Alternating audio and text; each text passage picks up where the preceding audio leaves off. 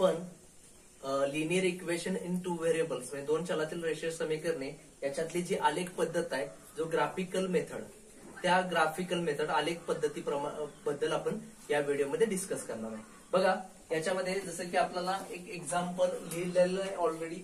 3x minus 4y is equal to -7, 5x minus 2y is equal to 0 हे आपण example इथं लिहिलेलं आहे. आता बघा, जसं की आपल्याला माहित आहे की ज्यावेळी ग्राफ आपण काढतोय, आलेख काढताना आपल्याला एक्स वाय कोऑर्डिनेट्स काढायचे असतात. त्यामुळे आपण काल जसं डिस्कस केले आधीच्या व्हिडिओमध्ये की काय की आपल्याला एक टेबल तयार करून घ्यायचं असतोय. बरोबर आहे. आपण या इक्वेशन साठी टेबल तयार करूया. पहिल्यांदा काय, एक्स वाय आणि एक्स वाय. बरोबर आहे. जसं की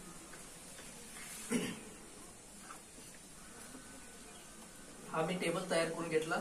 बघा, जसं की काल मी तुम्हाला सांगितलेलं, याच्यामध्ये एक ज्या व्हॅल्यू आहेत म्हणजे समजा एक्स ची व्हॅल्यू किंवा वाय ची व्हॅल्यू आपल्या मनाची घ्यायची.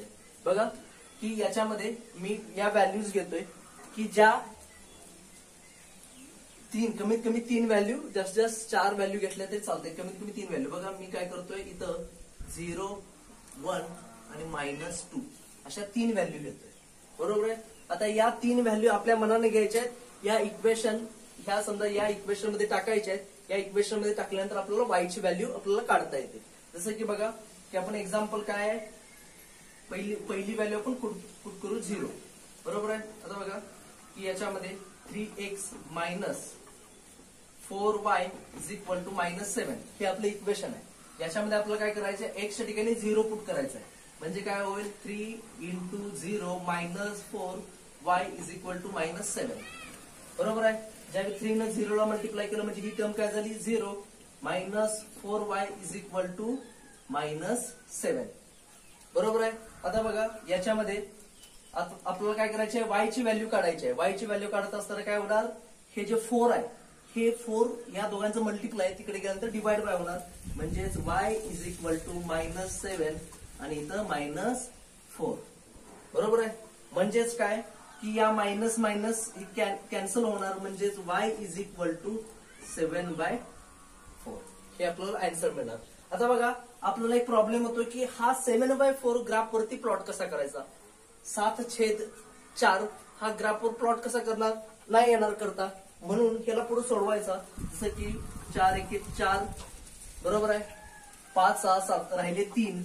इथं दशांश चिन्ह दिला म्हणजे तिथं झाले किती, 30 झाले. बरोबर आहे. आणि याला परत 4 × 5 = 4 7 28 म्हणजे 1.7 मिळालं. म्हणजे y ची किंमत 1.7 ही आपल्याला मिळाली. बरोबर आहे. हे फर्स्ट. त्याच्यानंतर आपण 1 पुट केलं. बरोबर आहे. जसं की आपल्याला इक्वेशन माहित आहे की 3x minus 4y is equal to -7 हे आपल्याला आहे. याच्या ठिकाणी आपल्याला x च्या ठिकाणी काय करायचे आहे, 1 पुट करायचे आहे. म्हणजे 3 1 वजा 4y बरोबर -7. म्हणजे काय येणार, 3 × 1 = 3 वजा 4y बरोबर -7. आता बघा याच्यामध्ये आपण काय करणार आहे, हे जे 3 आहे अधिक आहे ती तिकडे गेलं काय होणार आहे, वजा. म्हणजे वजा 4y बरोबर -7 हे तिकडे गेलं तर काय होणार आहे, अधिक आहे ती तिकडे गेलं वजा होणार आहे. म्हणजे -3 होणार आहे. बघा ही जी टर्म आहे ही तिकडे गेल्यानंतर काय होणार आहे, मायनस होणार आहे. म्हणजेच काय होईल, मायनस मायनसचे आपण काय करतोय, ऍडिशन करतोय आणि साइन मायनस देतोय. म्हणजे 7 8 9 10 म्हणजे 10 झाले. म्हणजे -10 आणि इथं काय मिळेल, -4y. आता बघा आपल्याला काय करायचे, y ची व्हॅल्यू काढायची आहे. म्हणजेच y इज इक्वल टू हे -4 तिकडे गेल्यानंतर मल्टिप्लाय इथं डिवाइड होणार. म्हणजे -10 / -4 हे मायनस मायनस साइन कॅन्सल होणार. राहणार काय आपल्याला, 10/4. बघा अजून याला आणखी सिम्प्लिफाय होऊ शकतं. जसं की 2 दुनी 4 आणि 2 पंचे 10. म्हणजेच काय मिळालं, 5/2. बरोबर आहे. 5/2. 5/2 म्हणजेच काय की आपण परत सोडवू शकतोय. 2 के 2 2 दुनी 4. बरोबर. राहिले 1 दशांश चिन्ह दिला म्हणजे 10 झालं. 2 पंचे 10 म्हणजेच काय मिळालं, 2.5. बरोबर. म्हणजे तिथं y ची व्हॅल्यू काय आली, 2.5. बघा इथली व्हॅल्यू आली 1.7. इथं मी लिहितो 1.7. इथं 2.5. म्हणजे इथं काय झालं 0 1.7 इथं 1 2.5 बरोबर आहे. जसं की या पद्धतीने झालं. आता काय करूया याच्यामध्ये तिसरी व्हॅल्यू पुट करूया म्हणजे -2 घेऊया. बघा थर्ड नंबर इक्वेशन लिहून घेतलं 3x - 4y = -7. या ह्याच्यात काय केलं x ची व्हॅल्यू -2 पुट करायची आहे म्हणजे 3 - 2 - 4y = -7 बरोबर आहे. 3 into 2 6 म्हणजे -6 - 4y = -7 बरोबर आहे. आता हे -6 तिकडे गेल्यानंतर काय होईल प्लस होईल म्हणजे इकडे काय राहील 4y = -7 + 6 बरोबर आहे. म्हणजेच इथं आपल्याला काय मिळेल की इथं -4y = ज्यावेळी मायनस मधून प्लस म्हणजे मोठ्या संख्येतून लहान संख्या वजा करता येईल मोठ्या संख्येत चिन्ह म्हणजे इकडे काय येईल -1 राहील बरोबर आहे. ही टर्म आपल्याला y ची काढायची आहे म्हणजे ही टर्म तिकडे गेली तर काय होणार आहे y = -1 डिवाइड बाय -4 ह्या मायनसला मायनस कॅन्सल होणार म्हणजे y = 1/4 बरोबर आहे. y = 1/4 म्हणजे या पद्धतीने आपल्याला हे मिळणार आहे. जसं की आता y 1/4 जर आपल्याला काय करायचं आहे आणखी सॉल्व्ह करायचं आहे तर आपलं काय येतं 1/4 म्हणजेच 0.25 म्हणजेच इथं काय मिळेल 0.25 बरोबर आहे. म्हणजेच आपण इथं काय येईल -2 आणि 0.25 हे आपल्याला आन्सर आहे. जसं की या इक्वेशन वरून हे आपण फाइंड केलं. तसंच बघा आपण काय करूया या इक्वेशन साठी आपण टेबल करूया. इक्वेशन पुन्हा लिहून घेतो मी इथं 5x - 2y = 0 बरोबर आहे. आपल्याला टेबल तयार करायचं आहे.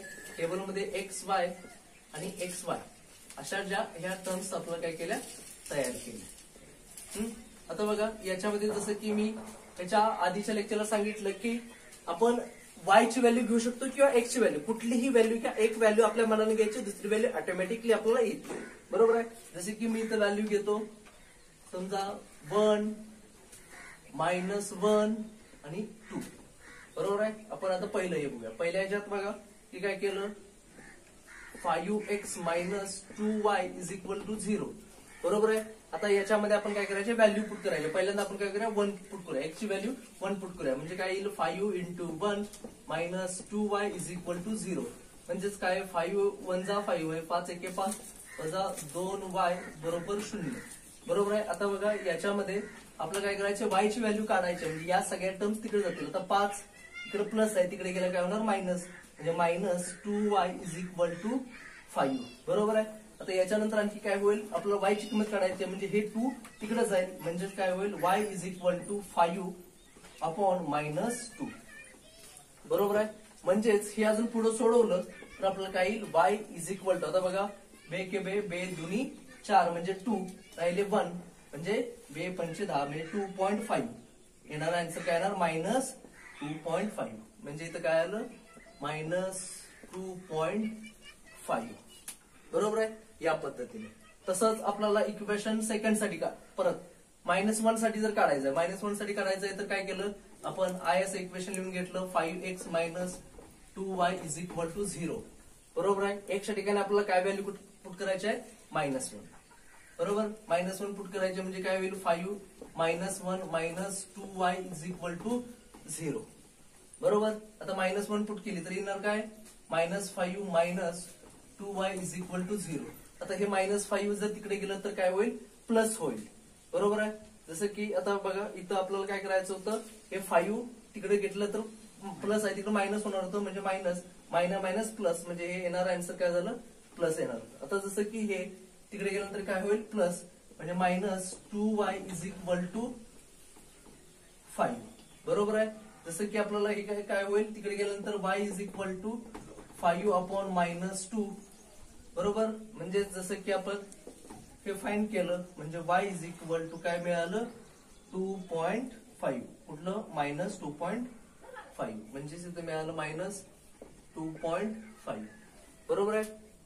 म्हणजेच काय मिळालं 1 इकडं 2.5 5 आणि इथं -1 आणि -2.5. म्हणजे या पद्धतीनं आपण काय करू शकतोय, या व्हॅल्यूज काढू शकतोय. आपल्याला थोडंसं डिफिकल्ट काय वाटतं, इथं आपल्याला कम्प्लीट एक नंबर मिळत नाहीये. तो नाही मिळाला तर याचा पूर्ण भागाकार करून घ्यायचा, म्हणजे आपल्याला याच्यामध्ये कोणती तरी व्हॅल्यू निघेल. Okay, thank you.